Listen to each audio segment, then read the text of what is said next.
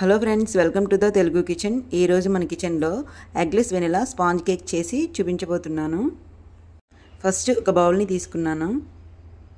ఈ బౌల్లో అరకప్పు వరకు పెరుగు వేసుకుంటున్నాను. ఈ పెరుగు అనేది ఇంట్లో తోడు పెట్టుకున్న పెరుగైనా వేసుకోవచ్చు, లేదా బయట కొనుక్కున్న పెరుగైనా వేసుకోవచ్చు. ఇలా వేసుకున్న పెరుగుని బెలూన్ మిక్స్ సహాయంతో చక్కగా కలుపుకోవాలి. మనం వేసుకున్న పెరుగులో వాటర్ శాతం అనేది తక్కువగా ఉండేటట్లు చూసుకోవాలి. వాటర్ అనేది ఎక్కువగా ఉండటం వల్ల కేక్ అనేది సరిగా రాదు. పెరుగుని బాగా మిక్స్ చేసుకున్నాను. ఇప్పుడు ఇందులో జల్లెడ పెట్టుకొని ఒక అరకప్పు వరకు షుగర్ పౌడర్ వేసుకుంటున్నాను. ఇలా జల్లించుకోవడం వల్ల కేక్ బ్యాటర్ అనేది లంప్స్ లేకుండా చక్కగా వస్తుంది. షుగర్ పౌడర్ని కొనుక్కునే అవసరం లేదండి. చక్కగా ఒక మిక్సీ జార్లో షుగర్ని వేసుకొని చక్కగా మెత్తగా మిక్స్ చేసుకుంటే అది షుగర్ పౌడర్లా తయారైపోతుంది. ఇలా వేసుకున్న షుగర్ పౌడర్ని పెరుగుని బాగా కలుపుకోవాలి. ఒకవేళ బాగా కలుపుకోకపోయినట్లయితే కేక్ అనేది సరిగా రాదు. కేక్ పైన వెట్గా చేతికి తడిగా అంటుతుందండి. అందుకనే ఈ షుగర్ బాగా కరిగేటట్లు షుగర్ పౌడర్ని బాగా కలుపుకోవాలి. మళ్ళీ చెప్తున్నాను, షుగర్ పౌడర్ బాగా కలిసినాకే ఇందులో 1/4 కప్ వరకు ఆయిల్ వేసుకోవాలి. నేను ఇక్కడ ఆధార్ ఆయిల్ని తీసుకున్నాను. కేక్స్ చేసుకోవడానికి మనం ఎటువంటి ఫ్లేవర్స్ లేని ఆయిల్స్ మాత్రమే యూజ్ చేయాలి. ఈ ఆయిల్ని చక్కగా మిక్స్ చేసుకోవాలి. ఈ ఆయిల్ అనేది ఎక్కడా తేలకుండా చాలా స్పీడ్గా ఈ విధంగా మిక్స్ చేసుకోవాలి. ఆయిల్ అనేది బాగా కలుపుకోకపోతే మనం కేక్ తింటున్నప్పుడు ఆయిల్గా అనిపిస్తుంది. ఇందులో 1/2 టీ స్పూన్ వరకు వెనిలా ఎసెన్స్ వేసుకుంటున్నాను. వీటిని కూడా బాగా కలుపుకుంటున్నాను.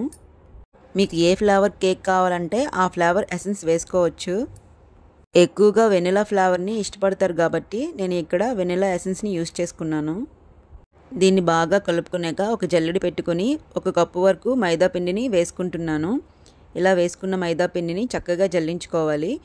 చెప్పాను కదా ఇంతకు ముందు షుగర్ పౌడర్ వేసేటప్పుడు లంప్స్ రాకుండా ఈ విధంగా జల్లించుకోవాలని.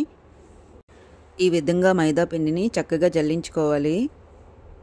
మైదా పిండి వేసేటప్పుడే బేకింగ్ పౌడర్, బేకింగ్ సోడా కూడా వేసుకోవాలి.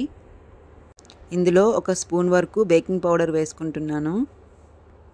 అలాగే ఒక 1/2 టీ స్పూన్ బేకింగ్ సోడా కూడా వేసుకుంటున్నాను. వీటిని కూడా ఈ విధంగా జల్లించుకుంటున్నాను.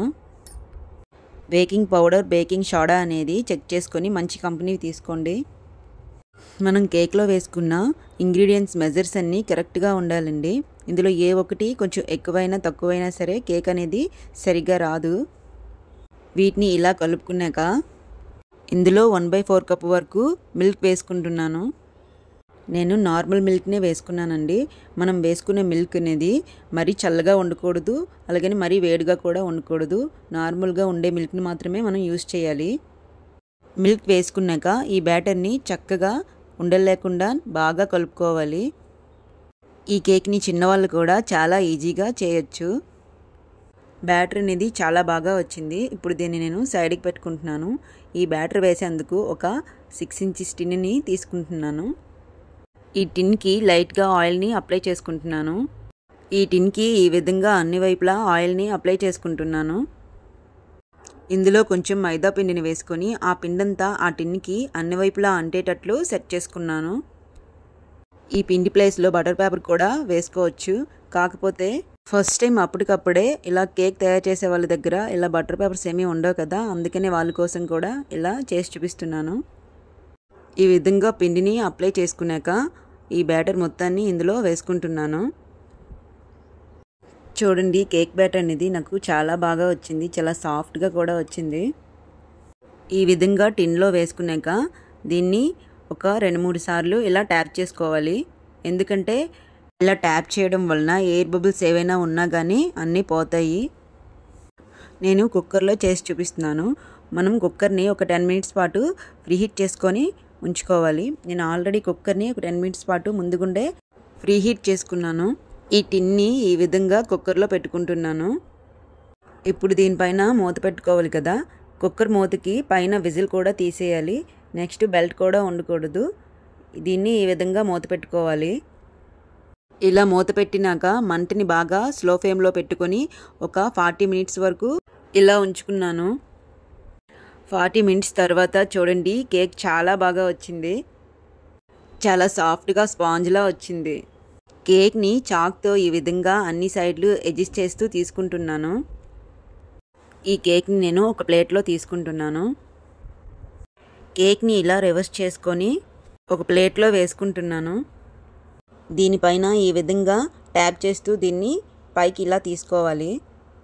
కేక్ అనేది నాకు చాలా పర్ఫెక్ట్గా వచ్చిందండి.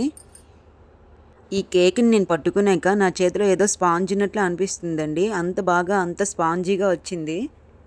చూడండి, ఇక్కడ ఈ కేక్ నేను ఈ విధంగా ప్రెస్ చేస్తున్నప్పుడు కూడా ఇది స్పాంజ్లా మళ్ళీ ఉబ్బుతుంది. చాలా అంటే చాలా బాగా వచ్చింది.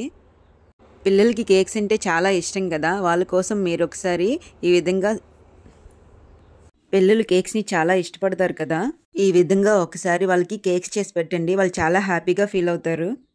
కేక్ని నేను చాక్లెట్ క్రీమ్తో గార్నిష్ చేసుకుంటున్నాను. ఈ కేక్ని మనం ప్లెయిన్గా అయినా తినేయచ్చు, కాకపోతే ఇంట్లో చాక్లెట్ క్రీమ్ ఉంది కదని వేసుకుంటున్నాను. ఈ కేక్ని నేను ఈ విధంగా కట్ చేసి చూపిస్తాను. చూడండి, చాక్ కూడా చాలా సాఫ్ట్గా స్మూత్గా వెళ్ళిపోతుంది. మనమే కేక్ చేయడం నేర్చుకున్నామంటే మన ఇంట్లో జరిగే బర్త్డేస్కి కానీ లేదా వేరే ఏ ఫంక్షన్స్కి అయినా మనమే చేసుకోవచ్చు కదా. నేను కేక్ చేసే విధానం మీకు నచ్చి ఈజీగా ఉంది అనిపిస్తే ఒకసారి ట్రై చేయండి. మీకు ఎలా వచ్చిందో కామెంట్ బాక్స్లో మెన్షన్ చేయండి. ఈ కేక్ని హెల్తీగా ఎలా చేసుకోవాలో నెక్స్ట్ వీడియోలో చేసి చూపిస్తాను. నేను కేక్ ప్రిపేర్ చేసే విధానం కనుక మీకు నచ్చినట్లయితే ప్లీజ్ లైక్ చేయండి, షేర్ చేయండి, సబ్స్క్రైబ్ చేయండి, పక్కనే ఉన్న బెల్ ఐకాన్ని క్లిక్ చేయండి.